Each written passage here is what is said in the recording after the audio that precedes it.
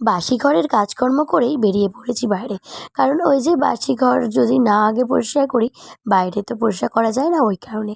তাই জন্য না আমি আগে ঘরের কাজ করে নিই, তারপরে বেরিয়ে পড়ি। একবারে স্নান করে নিই, কারণ এই যে বাইরে নোংরা চারিদিকটা, যেহেতু অনেকটাই বড় তো ওই কারণে। আর দেখুন ওয়েদারটা কি ভালো লাগছে, বেশ ঠান্ডা ওয়েদার, খুব সুন্দর খুব সুন্দর। তো আমার পুরোপুরি সামনে পেছনে পুরোপুরি ঝাড় দেওয়া কমপ্লিট। তারপরে দেখুন আমি এখানে এই যে গোবর দিয়ে একটু নিকিয়ে নিলাম। সকালের বাসি ঘরদোর মোছা, বাসি উঠোন ঝাড় দেওয়া মোটামুটি আমার হয়ে গেল।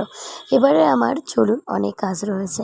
এই যে এক গামলা আমার কাচতে হবে আজকে, তো তাই জন্য চলে এলাম ছাদে, এক গামলা কাঁচা নিয়ে চলে এলাম। অনেক কিছু আছে জানেন তো আজকের কাঁচা, তো এগুলো আমাকে কাচতে হবে। আগে একটু ভিজিয়ে দেবো, তারপরে কেচে নেব।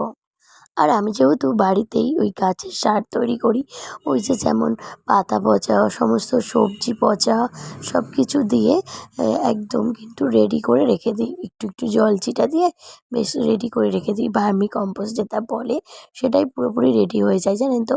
তো অনেক সবজির খোলা ছিল, সেটাই আমি একদম গুছিয়ে সুন্দর করে রাখলাম। এক ব্যাগ হবে, তারপর ওটা মুড়িয়ে রেখে দেবো, ঠিক মাটি হয়ে যাবে। হ্যাঁ, একদিন আপনাদের সঙ্গে শেয়ার করব যে এটা আদৌ মাটি হয় নাকি। তবে আমার মতো যারা যারা এই গাছপ্রেমী, আমার মতনই এইভাবেই কিন্তু মাটি তৈরি করে। আর এই দেখুন এবার আমি সমস্ত জামা কাপড়গুলো ভিজিয়ে নিচ্ছি। আজ সকালটা শুরু ভোর 5টা থেকে। আর কাজটা আমার মোটামুটি শেষ হলো সকাল 8টা সাড়ে 8টার মধ্যে। এইটুকুনির মধ্যে আমি কি কি কাজ করলাম। তবে জানেন তো সকালে যদি না দৌড়াদৌড়ি করি, তাও কিন্তু কোনো অসুবিধা হয় না, কোনো ঘাম হয় না।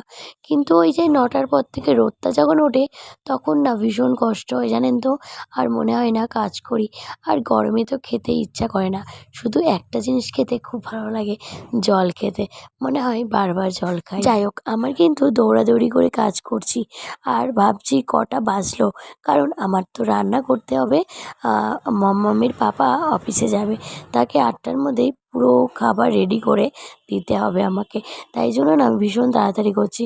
তো আমার কিন্তু ভিজানো হয়ে গেল। এবারে চলুন, আমি একটু কিন্তু জামা কাপড় পুরোপুরি ছেড়ে নিয়েছি, কারণ রান্না করব তো।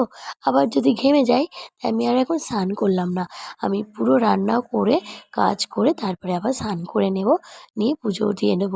আর আজকে তো প্রচুর ফুল ফুটেছে, ফুলগুলোও কিন্তু তুলে নেব। তবে জানেন তো প্রচণ্ড না রান্না চিন্তা হয় যে কী রান্না করব কী রান্না করব, এই নিয়েই রান্নার মানে চলতে থাকে মাথায়।